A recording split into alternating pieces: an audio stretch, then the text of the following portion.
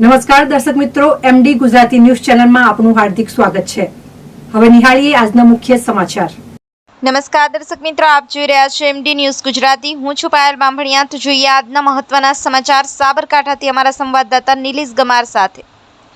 જિલ્લા ચૂંટણી અધિકારી અને કલેક્ટર શ્રી નેમિષ દવેએ જિલ્લા માહિતી કચેરી હિંમતનગર ખાતે આવેલા મીડિયા સેન્ટરની મુલાકાત લીધી। સાબરકાંઠા જિલ્લામાં લોકસભા સામાન્ય ચૂંટણી 2024ના ઉપલક્ષમાં યોજાનાર ચૂંટણી સંદર્ભે જિલ્લા માહિતી કચેરી હિંમતનગર ખાતે તૈયાર કરાયેલા મીડિયા સેન્ટરની જિલ્લા ચૂંટણી અધિકારી અને કલેક્ટર શ્રી નેમિષ દવેએ મુલાકાત લીધી હતી। આ મુલાકાત દરમિયાન પત્રકાર મિત્રો સાથે સંવાદ સાધ્યો હતો। લોકસભા ચૂંટણી દરમિયાન જિલ્લાના મીડિયાના પ્રતિનિધિઓએ રોજબરોજની ચૂંટણીલક્ષી વિગતો નિયમિત રીતે ઉપલબ્ધ કરાવવા માટે ચૂંટણી પંચના નિર્દેશ અન્વયે મીડિયા સેન્ટરનો પ્રારંભ કરાયો છે।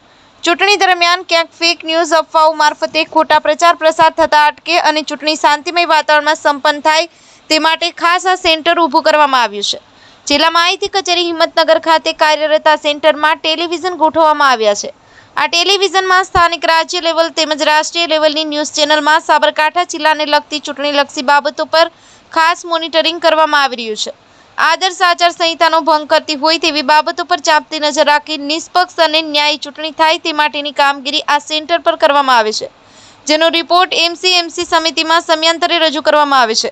પત્રકારોને પ્રેસ બ્રીફિંગ નિયમિત અને સમયસર મળી રહે તે માટેની ખાસ વ્યવસ્થા ગોઠવવામાં આવી છે।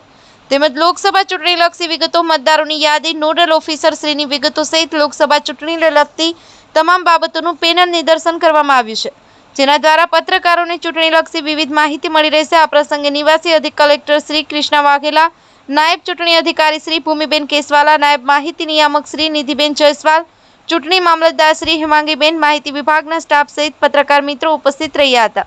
Bureau report MD news Gujarati Ramesh સત્યની સાથે। આગામી લોકસભાની ચૂંટણીનો કાર્યક્રમ જાહેર થઈ ગયો છે। 12મી એપ્રિલથી ગુજરાતમાં ઉમેદવારી પત્રોની પ્રોસેસ ચાલુ થશે અને 7મી મે ચૂંટણીની હાથ ધરવામાં આવશે। ચૂંટણી જાહેર થયા બાદ તુરત જ આપણે મીડિયા સેન્ટર તો કાર્યરત કરી દીધેલું હતું। આજે અમે મીડિયા સેન્ટરની મુલાકાતે આવેલા છીએ। મીડિયા સેન્ટર પર સૌ પત્રકાર મિત્રો અને પ્રિન્ટ મીડિયા, ઇલેક્ટ્રોનિક મીડિયાના મિત્રોને મળીને ખૂબ આનંદ થયો। આપણે જિલ્લામાં મુક્ત અને ન્યાયી ચૂંટણી યોજાય એ માટેના તમામ પ્રયત્ન કરશું। અમારી જિલ્લા મશીનરી અલગ અલગ રિવ્યૂ બેઠકો ચાલી રહી છે।